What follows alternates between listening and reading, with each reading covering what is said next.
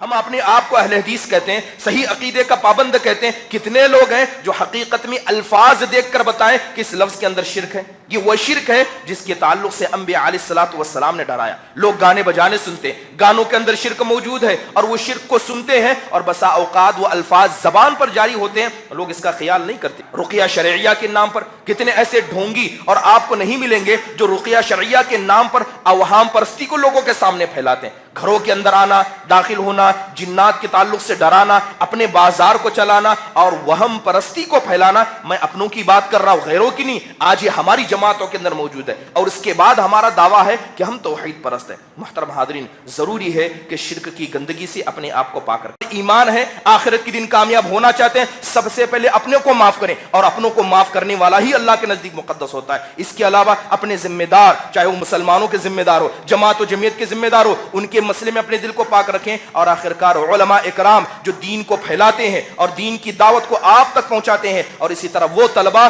جو دینی علم حاصل کرتے ہیں، ان کی مسئلے میں بھی کیا ہے، اپنی زبانوں کو اور اپنے دل کو پاک و صاف رکھو. حضرت عمر بن عبدالعزیز رحمہ اللہ علیہ کے پاس ایک آدمی آیا، آ کر ایک آدمی کی شکایت کرنے لگا، کہنے لگا کہ فلاں آدمی ایسا ہے، فلاں آدمی ایسا ہے، فلاں آدمی ایسا کرتا. حضرت عمر بن عبدالعزیز جو بیٹھے تھے اٹھ کر کھڑے ہو گئے، کہنے لگے کہ جو تم بات کہہ رہے ہو، اگر تم اپنی بات میں جھوٹے ہو تو تم الزام لگا رہے ہو. کیا کہتے ہیں کہ اگر تم اپنی بات میں جھوٹے ہو تو تم الزام لگا رہے ہو، اور اگر تم اپنی بات میں سچے بھی ہو تو تم چغل خور ہو.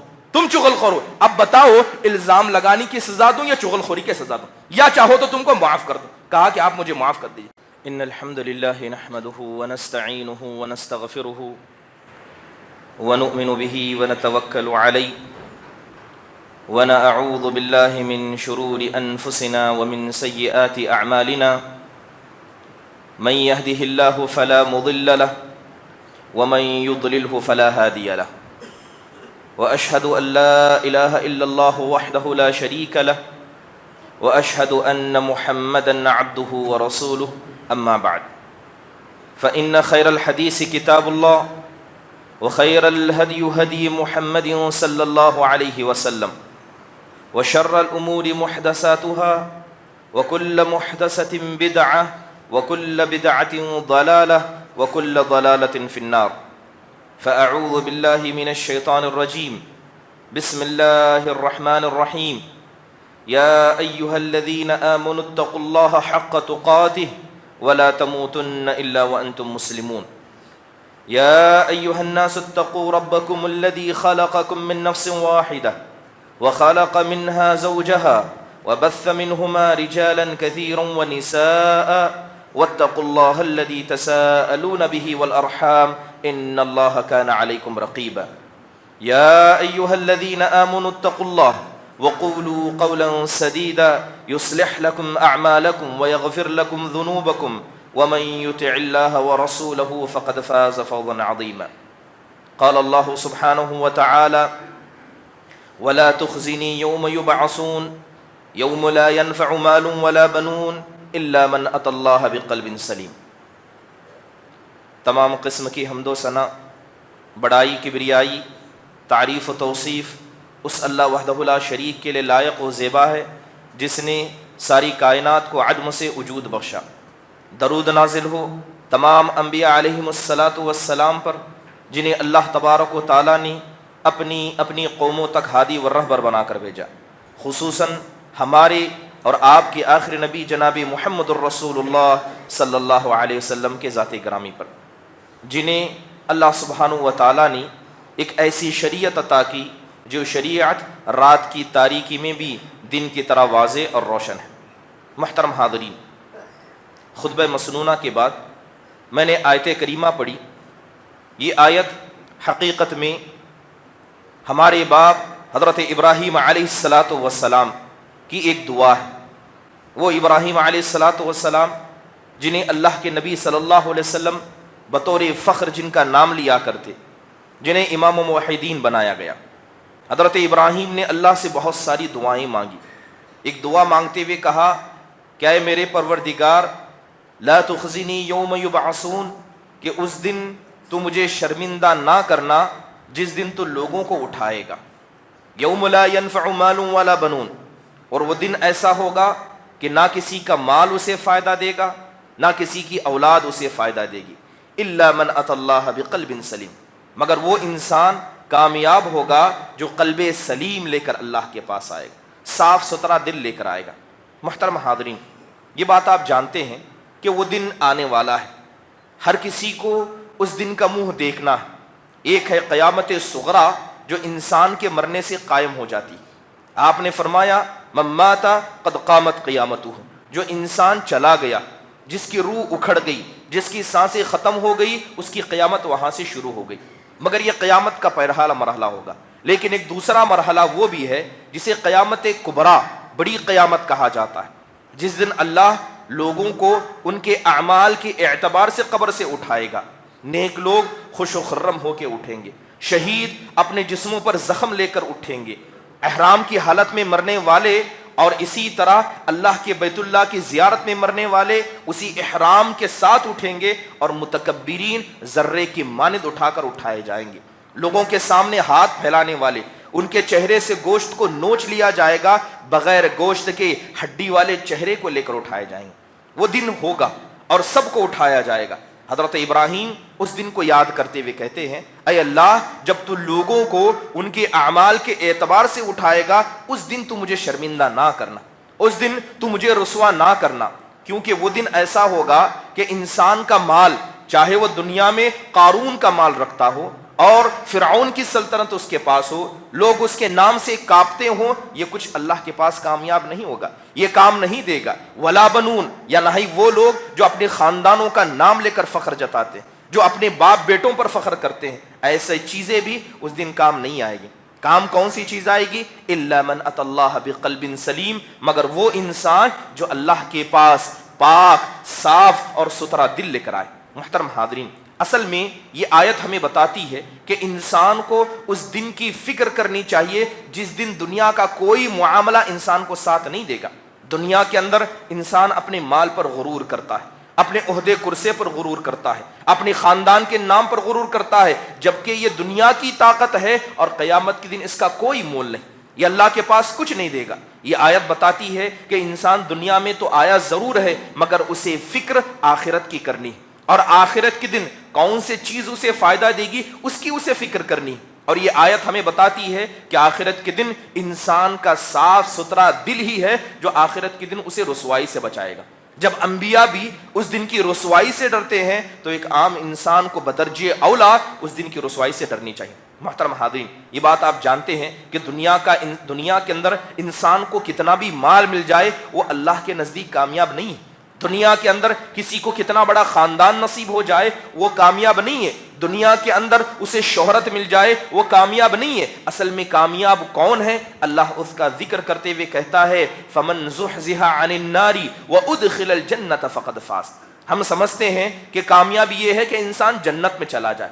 اللہ کہتا ہے کہ صرف جنت میں جانا کامیابی نہیں ہے، اصل کامیابی یہ ہے کہ انسان کو جہنم سے بچا لیا جائے اور پھر جنت میں داخل کر دیا جائے۔ کیونکہ بہت سارے مومنین ایسے بھی ہوں گے جو پہلے جہنم کا منہ دیکھیں گے، توحید پرست بھی ہوں گے، نمازی بھی ہوں گے، مگر عقیدے اور اس کے ساتھ اعمال اتنے خراب ہوں گے کہ جہنم کا منہ بھی دیکھیں گے، بعد میں جنت میں جائیں گے۔ اللہ ان کو کامیاب نہیں کہتا ہے، اللہ کہتا ہے فمن زحزح عن النار، جس کو ہم نے جہنم سے بچا لیا اور جنت میں داخل کر دیا، یہ اصل کامیابی ہے۔ تو انسان کو کس کی فکر کرنی ہے؟ سب سے پہلے اپنے آپ کو جہنم سے بچانے کی اور جہنم کی طرف لے جانے وہ اعمال سے بچانے کی کوشش کرنی ہے، پھر اس کے بعد جنت کی طرف لے جانے والے اعمال کی کوشش کرنی چاہیے۔ محترم حاضرین، یہ اصل میں صحیح سالم دل کیا ہے؟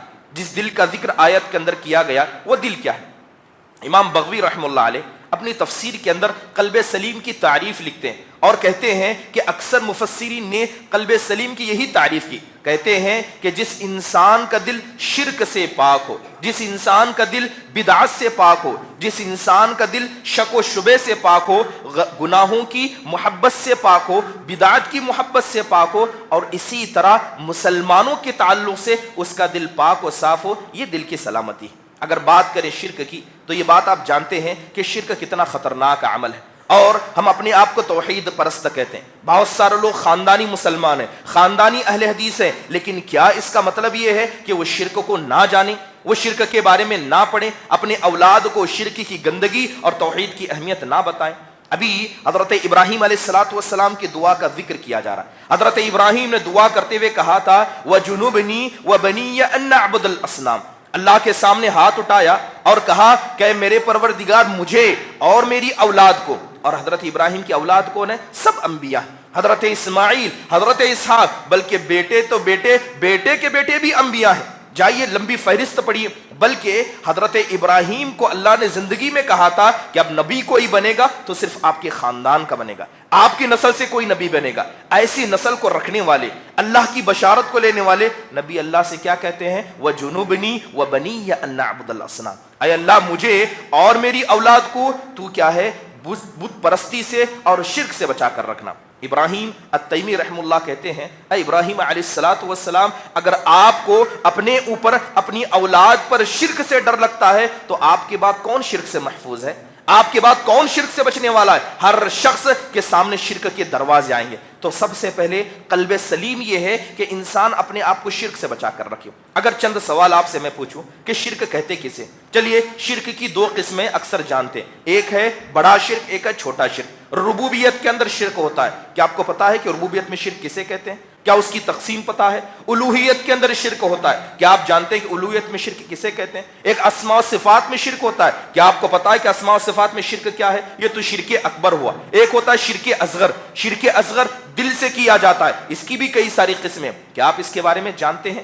زبان سے شرک اصغر ہوتا ہے، کیا آپ کو اس کے بارے میں پتا ہے؟ انسان اپنے افعال سے شرک اصغر کرتا ہے، کیا آپ کو اس کے بارے میں پتا ہے؟ اپنے آپ کو توحید پرست کہنا، اپنے آپ کو اہل حدیث کہنا، صحیح عقیدے والا کہنا کافی نہیں ہے، شرک کے بارے میں جاننا اصل ہے۔ اور یاد رکھیے اسی کا ذکر کرتے اللہ تعالیٰ نے کہا تھا وَمَا يُؤْمِنُ أَكْثَرُهُمْ بِاللَّهِ إِلَّا وَهُمْ مُشْرِكُونَ، بہت سارے عقیدے والے، اللہ کو ماننے والے، رسول کو ماننے والے بھی شرک کریں گے اور اکثر شرک میں مبتلا ہوں گے۔ تو جائیے پڑھیے اور شرک کی گندگی سے اپنے آپ کو اور اپنے خاندان والوں کو بچائیے۔ یہ تو شرک کی قسمیں بھی، شرک کی طرف لے جانے والے راستے ہیں۔ کیا آپ کو شرک کے راستے پتا ہے؟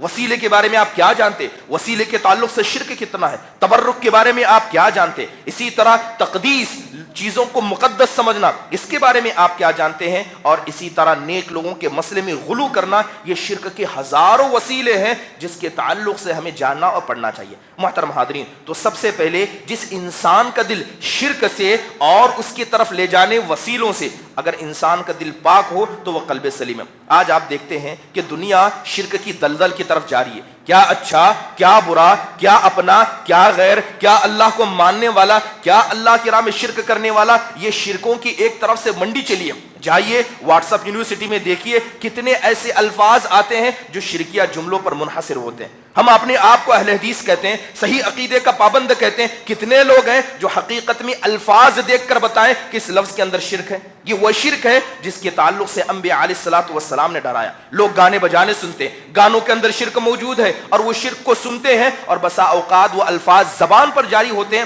لوگ اس کا خیال نہیں کرتے۔ بلکہ آج شرک کے جتنے نئے نئے طریقے، چاہے وہ چھوٹا شرک ہو یا بڑا شرک ہو، ہمارے اندر سرایت کرتا جا رہا ہے۔ رقیہ شرعیہ کے نام پر کتنے ایسے ڈھونگی اور آپ کو نہیں ملیں گے جو رقیہ شرعیہ کے نام پر اوہام پرستی کو لوگوں کے سامنے پھیلاتے ہیں۔ گھروں کے اندر آنا، داخل ہونا، جنات کے تعلق سے ڈرانا، اپنے بازار کو چلانا اور وہم پرستی کو پھیلانا۔ میں اپنوں کی بات کر رہا ہوں، غیروں کی نہیں۔ آج یہ ہماری جماعتوں کے اندر موجود ہے اور اس کے بعد ہمارا دعویٰ ہے کہ ہم توحید پرست ہیں۔ محترم حاضرین، ضروری ہے کہ شرک کی گندگی سے اپنے آپ کو پاک رکھیں۔ دوسری اہم چیز جو شک و شبہات ہے، جو شک و شبہات ہیں، اس سے اپنے دل کو پاک رکھنا ضروری ہے۔ اب یہ شک و شبہات ہر قسم کے ہو سکتے ہیں، کئی قسم کے ہو سکتے ہیں، اور آج ایسے لوگ ہیں کہ ایک آدمی کو بیڑی اور سگریٹ پیتا دیکھ لیجئے تو پوچھ لیجئے یہ تو حرام ہے، آپ اسے کیوں پیتے ہیں؟ تو بہت سارے لوگ ایسے ہیں جو کہتے ہیں یہ تو مکروہ ہے، یہ حرام نہیں ہے، یہ اس سے کم درجے کا ہے۔ مطلب مکروہ کا کیا ہے؟ جو اللہ اس کے رسول کو ناپسند ہے۔ یہاں حال یہ ہے کہ اگر زندگی بھر انسان عبادت کرے گا تب بھی اپنے عمل کے بلبوتے پر جنت میں نہیں جا سکتا، مگر وہ اللہ کی ناپسندیدہ چیزوں کو کر کے جنت میں جانے کا خواب دیکھ رہا ہے۔ وَلَا يَغُرَّنَّكُمْ بِاللَّهِ الْغَرُورُ، اللہ نے نصیحت کرتے ہوئے کہا کہ ایک دھوکہ دینے والا ہے، تمہیں دھوکے میں ڈالے گا، اس کے دھوکے میں نہ پڑنا، اور یہ پوری دنیا دھوکہ ہے۔ محترم حاضرین، کتنے ایسے شک و شبہات نہیں ہیں، لوگ گانے سنتے ہیں، موبائلوں میں رنگ ٹون رکھتے ہیں، اور لوگوں نے اس کو برا سمجھنا چھوڑ دیا کہ گانے دیکھنا برا نہیں ہے، یوٹیوب کھولنے کے بعد خواتین کی تصویروں کو دیکھنا، ان کی ویڈیو کو دیکھنا برا نہیں ہے، یہ برائی کی محبت ہے جو انسان کو شرک تک لے جاتی ہے، یہ شرک کا دروازہ ہے۔ صحیح دل پر ہاتھ رکھ کر بتائیے کتنے لوگ ہیں جو گانے بجانوں کو اور یوٹیوب جیسی چیزوں کو برا سمجھتے ہیں؟ آج یہ چیز ہمارے نزدیک بری ہے ہی نہیں، اور پھر اس کے بعد دعویٰ کیا ہے کہ ہم توحید پرست ہیں۔ محترم حاضرین، جب تک انسان اپنے آپ کو گناہوں کی محبت سے نہیں بچائے گا، اس کا دل کبھی قلب سلیم نہیں ہو سکتا، اور یہ فتنہ ہے، ایک شک ہے، ایک شبہہ ہے جو ہمارے اندر پھیلتا جا رہا ہے۔ اور آج دیکھیں کہ آج جس طرح یہ ٹیکنالوجی کا دور ہے، ہر کسی کے پاس مائک ہے، بولنے والے بہت ہیں، سننے والے بھی بہت ہیں۔ کتنے لوگ ایسے ہیں جو قرآن پکڑ کر لوگوں کو گمراہ کر رہے ہیں، حدیثوں کا حوالہ دے کر لوگوں کو گمراہ کر رہے ہیں، اور ایسے لوگوں کو سننے سے کسی کو احتراز نہیں ہے۔ کہتے ہیں کہ ہم تو عقیدہ صحیح ہے، ہم اس کو بھی سنیں گے، اس کو بھی سنیں گے، تاکہ پتا تو کریں کہ آخر کہنے والا کہتا کیا ہے۔ آج لوگوں کو اپنے ایمان پر اتنا یقین ہے کہ بدعت، شک و شبہات کو سننے کے بعد انہیں یقین ہے کہ ہم اس میں داخل نہیں ہوں گے۔ امام زہری رحم اللہ علیہ، جا کر علماء سے پوچھئے کہ ان کا مقام کیا ہے، ان کا مرتبہ کیا ہے۔ امام زہری رحم اللہ علیہ کے پاس ایک آدمی آیا، بدعتی تھا، آ کر کہتا ہے میرے چند شکوک و شبہات ہیں، مجھے اس کے تعلق سے آپ کے سامنے ازالہ کرنا ہے۔ اسے دور کر دیا، کہا مجھے تم سے کچھ نہیں سننا۔ کہنے لگے کہ مجھے تم سے کچھ نہیں سننا، کہنے لگے آپ سن تو لیجئے، ہو سکتا ہے جواب دیں۔ تو امام زہری کہتے ہیں کہ تمہارے شک و شبہ کا جواب دوں اس سے زیادہ ضروری ہے کہ میں اپنی ایمان کی حفاظت کروں، میں اپنی ایمان کی حفاظت کروں۔ ہو سکتا ہے تم کوئی ایسی بات کہہ داؤ اور ایسی کوئی بات کہو جو میرے دل میں اٹک جائے اور وہ میری گمراہی کی وجہ بن جائے۔ پھر اس بدعتی نے کہا کم از کم میرے قرآن کو تو سن لیجئے۔ کہا کہ تم سے مجھے قرآن بھی نہیں سننا، تم بدعتی ہو یہ کافی ہے، ہو سکتا ہے کہ تم اچھی آواز میں قرآن پڑھو، میرا دل نرم ہو جائے اور قرآن کے ساتھ دو چار باتیں بھی مجھے کہہ دو، میرے دل میں آ جائے۔ سلف صالحین کا ڈر، شبہات کے تعلق سے ڈر، اور یہ ڈر ہر مسلمان کے اندر اور خصوصی طور پر لوگوں کے پاس جو اپنے آپ کو اہل علم کہتے ہیں یا یہ لوگ جو اپنے آپ کو حق پر کہتے ہیں، اس سے ڈرنا ضروری ہے۔ محترم حاضرین، تیسری چیز جو انسان کو قلب سلیم بناتی ہے، انسان کو بدعتوں سے نفرت ہونی چاہیے، اور بدعتوں سے محبت انسان کو نہیں ہونا چاہیے، ورنہ اس کا دل قلب سلیم نہیں ہوگا۔ ابھی محرم کا مہینہ گیا، یا یوں کہیے کہ محرم کا مہینہ آتا جاتا ہے، کتنے لوگ ایسے ہیں جو شرک ہوتا ہوئے دیکھ کر ان کے دل میں کفر ہوتی ہے۔ آپ بازاروں سے گزرتے ہیں، دیکھتے ہیں غیر اللہ کی عبادت ہو رہی ہے، کتنے لوگ حقیقت میں دل کو اس کو برا سمجھتے ہیں۔ پیدا اللہ نے کیا، کھلا اللہ رہا ہے، اٹھائے گا اللہ، حساب و کتاب کرے گا اللہ، اور یہ شرک ہو رہا ہے اور زمین پر کسی کو برا نہیں لگتا ہے۔ بات دل کی ہو رہی ہے، دل میں کتنے لوگ اس کو برا سمجھتے ہیں۔ یہ توحید کی کمزوری نہیں تو اور کیا ہے، اور یہ آج ہم میں سے ہر کسی کا دل ہے الا ماشاء اللہ۔ محترم حاضرین، بدعت سے انسان کو نفرت ہو اور بدعت سے انسان کو محبت نہ ہو، اس کے علاوہ گناہوں سے نفرت ہونا، ہر گناہ سے انسان کو نفرت ہو، یہ اہل ایمان کا شیوا ہے، بلکہ یہ قلب سلیم کے اندر آتا ہے۔ پانچویں چیز جو قلب سلیم کے اندر آتا ہے کہ انسان کا دل عام مسلمانوں کے لیے پاک و صاف ہو۔ اگر کسی مالدار کو دیکھیں تو دل میں انسان کہے کہ مجھے تم سے کوئی بغض نہیں ہے، اللہ نے دیا یہ تمہارا ہے۔ کسی کا عہدہ دیکھے، کسی کا لباس دیکھے، کسی سے حسد نہ کرنا، کسی سے بغض نہ کرنا، کسی سے دشمنی نہ رکھنا، کسی کے تعلق سے دل میں ادنا شک و شبہ یا اس کو برائی پہنچانے کی نیت نہ رکھنا، بلکہ دل ایسا پاک و صاف ہو جیسے اللہ کے رسول صلی اللہ علیہ وسلم نے کہا کہ جب اللہ جنت میں جنتیوں کو ڈالے گا تو اللہ جنتیوں کے دلوں کو پرندوں کے دل جیسا بنا دے گا۔ پرندوں کا دل کیسے ہوتا ہے؟ بالکل صاف و شفاف، انہیں اپنے علاوہ کسی سے کوئی مطلب نہیں ہوتا۔ یہ پرندے ایسا ہوتے ہیں، اپنی محنت کرتے ہیں، اپنا کھاتے ہیں۔ بعض علماء نے کہا کہ توکل والے دل ہوں گے۔ بہرحال اللہ اتنے دلوں کو پاک و صاف کر دے گا۔ محترم حاضرین، یہ دل کی صفائی بھی مطلوب ہے، یہ دل کی صفائی بھی مطلوب ہے۔ آیت بتائی گئی، آیت بتاتی ہے کہ کوئی انسان اپنے دل کو پاک کیے بغیر اللہ کے کامیاب نہیں ہو سکتا۔ یہ نمازیں، یہ روزے، یہ حج و زکات، یہ دعوت و تبلیغ کی منڈیاں کیا سچ میں اللہ کے پاس بچائیں گی؟ اگر اللہ تعالیٰ کے پاس کوئی آئے اور آسمان و زمین بھر کر بھی عمل لکھائے، لیکن اگر دل کے اندر میل کچیل ہو، دل کے اندر فساد ہو، تو ایسا انسان ضرور رسوا ہوگا، ضرور رسوا ہوگا۔ یہ بات الگ ہے کہ بعد میں وہ اللہ تعالیٰ کی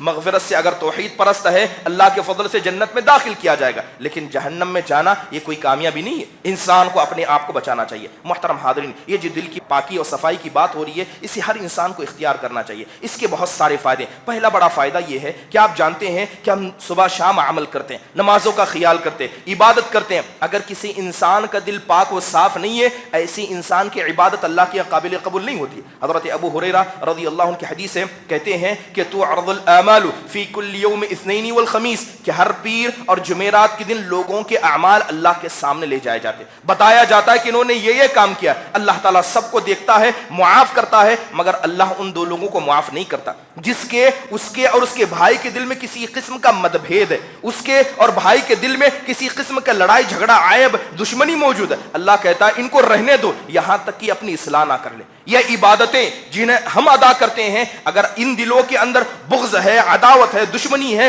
تو یہ دل ایسے ہیں کہ اس کی وجہ سے اللہ کے سامنے اعمال بھی انسان کے قبول نہیں ہوتے۔ دوسری چیز یہ ہے دل کی پاکی، یہ دنیا کا سب سے افضل عمل ہے۔ حضرت ابو ہریرہ، حضرت عبداللہ بن عمرو بن عاص رضی اللہ عنہ کی روایت ہے، انہوں نے اللہ کے نبی سے پوچھا ای الناس افضل، اے اللہ کے نبی یہ تو بتائیے کہ سب سے اچھا عمل، سب سے افضل عمل کون سا ہے؟ تو اللہ کے نبی صلی اللہ علیہ وسلم نے کہا کل مخموم القلب و صدوق اللسان، کہ ہر وہ آدمی جو دل کے اعتبار سے مخموم ہو اور زبان کا سچا ہو، یہ سب سے بہترین عمل ہے، یہ سب سے افضل انسان ہے، سب سے اچھا انسان ہے۔ کیونکہ پوچھا گیا ای الناس افضل، سب سے افضل انسان کون سا ہے؟ تو آپ نے کہا دل کا مخموم، زبان کا سچا۔ تو صحابہ نے کہا اے اللہ کے نبی ہمیں تو پتا ہے کہ زبان کا سچا کون ہوتا ہے، یہ دل کا مخموم کا مطلب کیا ہے؟ تب اللہ کے نبی کہتے ہیں کہ النقی التقی لا اثم علیہ ولا بغی، وہ آدمی جو پاک ہو، دل سے پاک ہو، زبان سے پاک ہو اور متقی ہو، اور جس کے دل میں نہ حسد ہو، نہ دل میں کسی پر ظلم کرنے کا ارادہ ہو۔ یہ ایسا دل ہے، ایسا دل رکھنے والا دنیا کا سب سے افضل عمل ہے۔ بلکہ یہ دیکھیں کہ دل کی صفائی یہ مومنوں کا شیوا ہے۔ جتنے مومن اللہ تعالیٰ نے دنیا کے اندر پیدا کیے، جن کا فیصلہ اللہ نے جنت کا کیا ہے، سب کی صفت تھی۔ قرآن میں اللہ تعالیٰ کہتا ہے کہ والذین جاءوا من بعدہم یقولون ربنا اغفر لنا ولاخواننا الذین سبقونا بالایمان، وہ مومنین جو صحابہ کے بعد آئے وہ کہتے ہیں کہ اے ہمارے پروردگار تو ہمارے گناہوں کو معاف کرنا، اور ہم سے پہلے جو مسلمان گزر گئے، جو ایمان والے گزر گئے، اے اللہ تعالیٰ تو ان کے گناہوں کو بھی معاف کرنا، ان کے اور ہمارے دل میں کسی قسم کے عیب کو، کسی قسم کی دشمنی کو نہ پیدا کرنا، اے اللہ تیری ذات غفور الرحیم ہے۔ اللہ نے کیا کہا کہ مومن تو وہ ہے جو اپنے سے پے اور گزرے لوگوں کے بارے میں دل کو پاک رکھے، تو اس سے زیادہ افضل بلکہ بہتر چیز یہ ہے کہ انسان زندوں کے بارے میں اپنے دل کو پاک رکھے۔ جس طرح آپ مردوں کے تعلق سے جو دنیا سے چلے گئے دلوں کو پاک رکھیں، اپنے موجودہ اور زندہ لوگوں کے مسئلے میں اپنے دلوں کو پاک رکھیں۔ بلکہ ہم جانتے ہیں کہ دو طرح کے لوگ ہوتے ہیں، ایک آدمی جو چالاک، جسے ہم بڑا چالاک کہتے ہیں، ہر چھوٹی بڑی چیز اسے پتا ہے، ہر اچھا راستہ پتا ہے، برا راستہ پتا ہے۔ ایک انسان ہوتا ہے بھولا بالا، جسے کچھ نہیں پتا، جسے کوئی بھی دھوکہ دے سکتا ہے۔ پتا ہونا چاہیے کہ جو انسان بھولا بھالا ہے، جسے کوئی بھی دھوکہ دے سکتا ہے، یہ بھولا بھالا انسان اللہ کو پسند ہے، کیونکہ یہ دل کا صاف ہوتا ہے۔ حدیث کے اندر اللہ کے رسول نے کہا المؤمن غر کریم، مومن کیسا ہوتا ہے؟ دل کا پاک ہوتا ہے، بڑا بزرگ نرم ہوتا ہے، ایک عام آدمی اسے لوٹ سکتا ہے، کوئی بھی اسے جھوٹ بول سکتا ہے، کیونکہ دل کا اتنا صاف ہے۔ پھر آپ نے فرمایا والفاجر خب اللئیم، لیکن جو فاسق و فاجر ہوتا ہے یہ بڑا چالاک اور کمینہ ہوتا ہے، اسے ہر اچھے برے راستے پتا ہے، اسے کوئی دھوکہ نہیں دے سکتا۔ لہذا یہ دل کا پاک صاف ہونا، جنہیں لوگ آج کل بیوقوف کہتے ہیں، پاگل کہتے ہیں، اسے سمجھ میں نہیں آتا، ایسے لوگ اللہ تعالیٰ کے نزدیک بڑا مقام و مرتبہ رکھتے ہیں۔ محترم حاضرین، یہ دل کی پاکی صفائی خاص کر مسلمانوں کے تعلق سے دل کا پاک و صاف ہونا، یہ انسان کو جنت میں لے جاتا ہے۔ بلکہ جنت کا ایک اہم عمل یہ ہے، حدیث بڑی معروف ہے، ایک صحابی مسجد کے اندر آئے، اللہ کے نبی صلی اللہ علیہ وسلم مسجد کی دروازے کی طرف دیکھ کر کہتے ہیں کہ ابھی تمہارے پاس ایک جنتی آئے گا۔ تو ایک انصاری صحابی داخل ہوئے، انہوں نے جوتے اپنے کندھے پر لٹکا کر رکھے تھے،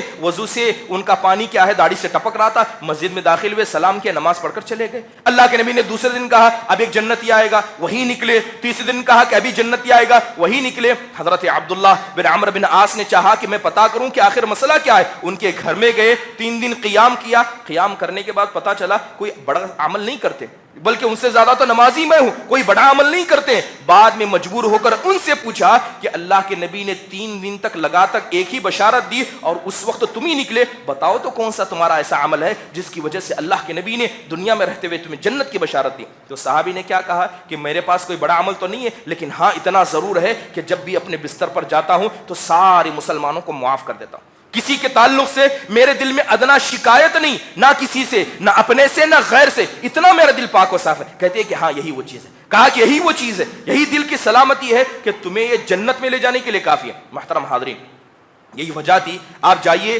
سلف صالحین کو پڑھیے, ان لوگوں نے جنہوں نے صحابہ کو ستایا, ان لوگوں نے جنہوں نے نبیوں کو مارا, نبیوں نے اپنے ظلم کرنے والوں پر, اپنے ظالموں کے ساتھ بھی اپنے دل کو پاک و صاف رکھا. قصے بڑے مشہور ہیں. حضرت عائشہ رضی اللہ عنہا بیٹھی ہوئی ہیں, اللہ کے نبی صلی اللہ علیہ وسلم کو غمزدہ دیکھا تو پوچھتی ہیں, اے اللہ کے نبی, وہ احد کا دن یاد ہے جس دن آپ کی پیشانی پھٹ گئی تھی, وہ دن آپ کے دانت گر گئے تھے, آپ گڈھے میں گر گئے تھے, آپ کا چہرہ لہو لہان ہو گیا تھا, اے اللہ کے نبی اس سے بھی کوئی برا دن آپ کی زندگی میں گزرا ہے؟ کون پوچھ رہی ہے؟ آپ علیہ الصلوۃ والسلام کی بیوی حضرت عائشہ پوچھ رہی ہیں. اللہ کے نبی کہتے ہیں اس سے زیادہ برا میرے دن وہ تھا جب میں بنی عبد یالیل کے پاس گیا تھا, میں طائف والوں کے پاس گیا تھا. ان لوگوں نے میری دعوت کو نہیں سنا بلکہ مجھے رسوا کیا, ذلیل کیا, یہاں تک کہ اپنے اوباش بچوں کو میرے پیچھے لگا دیا. اللہ کے نبی کہتے ہیں کہ میں باہر نکلا, جسم سے پیر تک لہو پہنچ چکا تھا. فرشتے آئے اور اجازت مانگی کہ رب نے دیکھا کہ آپ کی قوم نے آپ کے ساتھ کیا. فرشتہ کہتا ہے اگر آپ ہاں کہہ دیں تو میں 2 پہاڑ کے بیچ میں ان کو پیس کر رکھ دوں گا,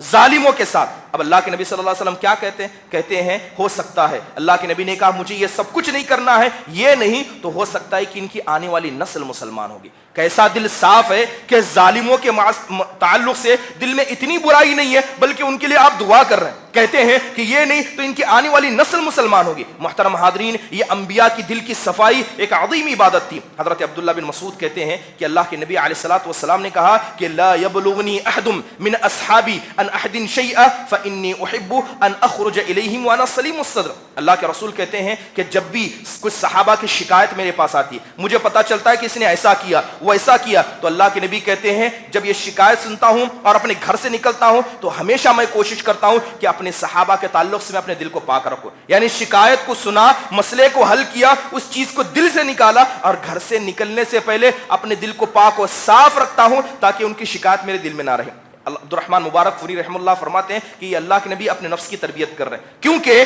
اگر کوئی انسان دن بھر ایسی پریکٹس کرے گا تو وہ دن آئے گا جس دن انسان کی روح اکڑے گی تو اس دن بھی اس کا دل سب کے لیے پاک و صاف ہوگا. یہ روزانہ کی کوشش ہے اور اللہ کے نبی اس لیے ایسا کیا کرتے تھے. حضرت عبداللہ بن مسعود کہتے ہیں اے اللہ کے نبی صلی اللہ علیہ وسلم کھڑے ہوئے اور آپ کے چہرے پر ہم نے گھبراہٹ کو دیکھا, آپ کے چہرے پر ہم نے خوف کو دیکھا, تو پوچھا کیا ہوا؟ تو آپ علیہ الصلوۃ والسلام کہتے ہیں کہ مجھے ایک نبی کا منظر دکھایا جا رہا ہے, گویا آپ دیکھ رہے ہیں. کہتے ہیں کہ ایک نبی کو میں دیکھ رہا ہوں کہ ان کی قوم والے ان کو مار رہے ہیں, ان کی قوم والے ان کو مار رہے ہیں. وہ کہتا ہے کہ اللہ یہ ایک ہے, اللہ یہ ایک ہے, اس کو مارا جا رہا ہے. یہاں تک کہ سر لہو لہان ہے, جسم لہو لہان ہے. اس نبی کو پکڑا گیا, ایک نے ہاتھ پکڑا, ایک نے پیر پکڑا, پکڑ کر لا کر قوم کے بیچ میں پھینکا گیا اور نبی ہاتھ اٹھا کر کہتا ہے اللہم اغفر لی قومی فانہم لا یعلمون. اے اللہ انہوں نے جو مجھے مارا ہے, اے اللہ جو مجھے رسوا کیا ہے, اے اللہ تو ان کو معاف کرنا. اے اللہ تجھے نہیں جانتی, یہ تیرے دین کو نہیں جانتی, اگر یہ جانتے تو میرے ساتھ ایسا نہیں کرتے. اس سے بڑھ کر دل کی صفائی کیا ہوگی کہ انسان اپنے اوپر ظلم کرنے والوں کے مسئلے میں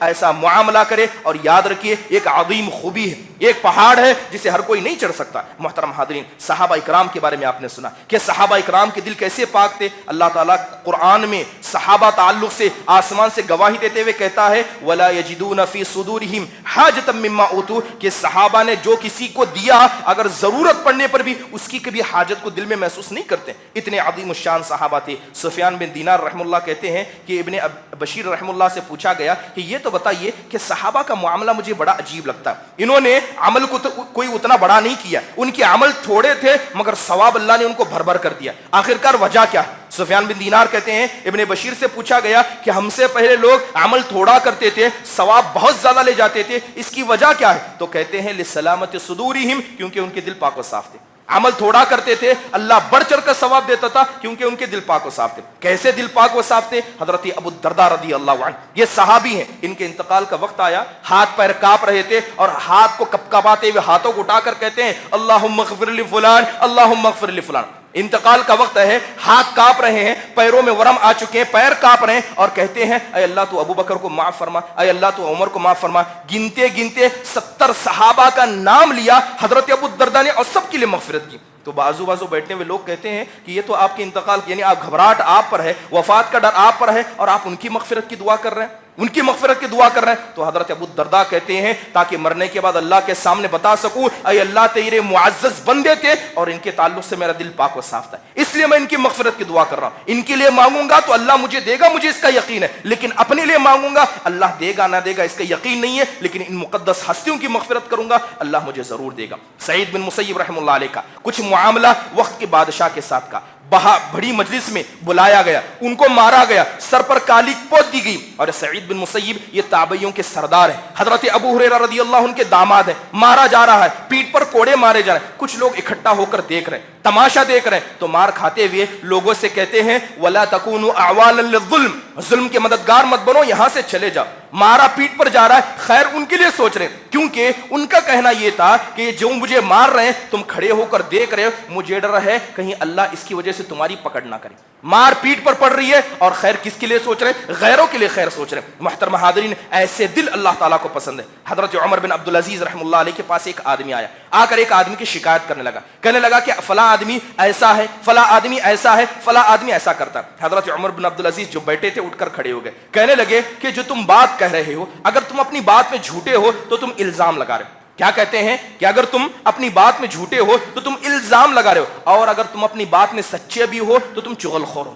تم چغل خور ہو. اب بتاؤ الزام لگانے کی سزا دوں یا چغل خوری کی سزا دوں, یا چاہو تو تم کو معاف کر دو. کہا کہ آپ مجھے معاف کر دیجیے. کتنے صاف دل کسی کی برائی کو سن کر فیصلہ کرتے ہیں. اگر جھوٹے ہو تو الزام لگاتے ہو, اگر سچے بھی ہو تو کم از کم کیا ہو, چغل خور ہو. سزا کس کی دی جائے؟ محترم حاضرین, وہب بن منبہ رحم اللہ علیہ کے پاس ایک آدمی آیا اور آ کر کہتا ہے کہ فلاں فلاں چوراہے پر ایک آدمی ہے جو آپ کو گالی دے رہا ہے. تو حضرت وہب بن منبہ کہتے ہیں میری مجلس سے پہلے نکلو. کہتے ہیں کہ شیطان کو ایک رسول چاہیے تھا, شیطان کو ایک میسنجر چاہیے تھا جو اس کا پیغام مجھ تک پہنچائے, اور شیطان نے تمہارے علاوہ کسی کو نہیں پایا. وہ مجھے گالی وہاں دے رہا ہے, مجھے پتا نہیں تھا, مگر شیطان مجھ تک پہنچوانا چاہتا تھا, اور شیطان کے پیغمبر تم بن گئے, شیطان کے رسول میسنجر تم بن گئے. چلو میری مجلس سے چلے جاؤ. امام احمد بن حنبل رحم اللہ علیہ, ان کو مارا گیا, کوڑوں سے مارا گیا. اس قدر مارا گیا کہ پیٹھ کے اندر ایک جگہ ایسا تھی جو مار کی وجہ سے مکمل سڑ گئی تھی. اتنی سڑ گئی تھی کہ ڈاکٹروں نے کہا کہ اس گوشت کے حصے کو کاٹ کر نکال دیا جائے ورنہ پوری پیٹھ سڑ جائے گی.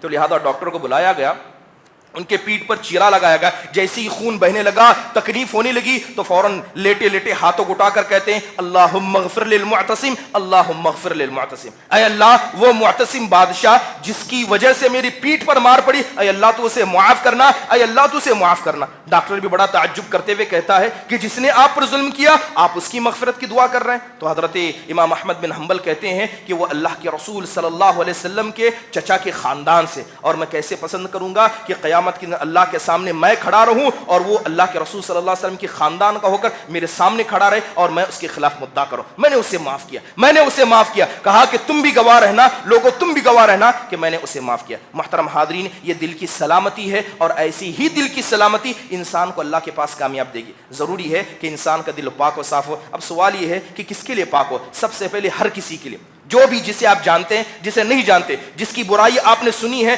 جس کے تعلق سے آپ نے دیکھا ہے, سب کے تعلق سے اپنے دل کو پاک رکھیں. اس میں آپ کا فائدہ ہے, ورنہ اس میں آپ ہی کا نقصان ہے. دوسری اہم چیز, خاص کر جو اپنے رشتہ دار ہیں, آپ کے اپنے قریبی ہیں. آج حال یہ ہے کہ کوئی قریبی اپنی قریبی سے بات نہیں کرنا چاہتا. اللہ تعالیٰ پر ایمان ہے, آخرت کے دن کامیاب ہونا چاہتے ہیں, سب سے پہلے اپنے کو معاف کریں, اور اپنوں کو معاف کرنے والا ہی اللہ کے نزدیک مقدس ہوتا ہے. اس کے علاوہ اپنے ذمہ دار, چاہے وہ مسلمانوں کے ذمہ دار ہو, جماعت و جمعیت کے ذمہ دار ہو, ان کے مسئلے میں اپنے دل کو پاک رکھیں. اور آخرکار علماء اکرام جو دین کو پھیلاتے ہیں اور دین کی دعوت کو آپ تک پہنچاتے ہیں, اور اسی طرح وہ طلباء جو دینی علم حاصل کرتے ہیں, ان کی مسئلے میں بھی کیا ہے, اپنی زبانوں کو اور اپنے دل کو پاک و صاف رکھو. یقیناً یہی پیغام ہر مسلمان کے لیے ہے, اور جو انسان اپنے دل کو پاک و صاف کرے گا, اللہ گواہی دیتا ہے کہ ایسا ہی انسان آخرت کے دن کامیاب ہوگا. اللہ تعالیٰ سے دعا ہے کہ اللہ تعالیٰ ہمیں پاک و صاف دل عطا فرمائے. اللہ شرک کی گندگی سے, اللہ شکوک و شبہات کی گندگی سے, اسی طرح بدعت کی محبت, گناہوں کی محبت, اور اسی طرح مسلمانوں کے تعلق سے اللہ ہمارے دل کو پاک و صاف فرمائے.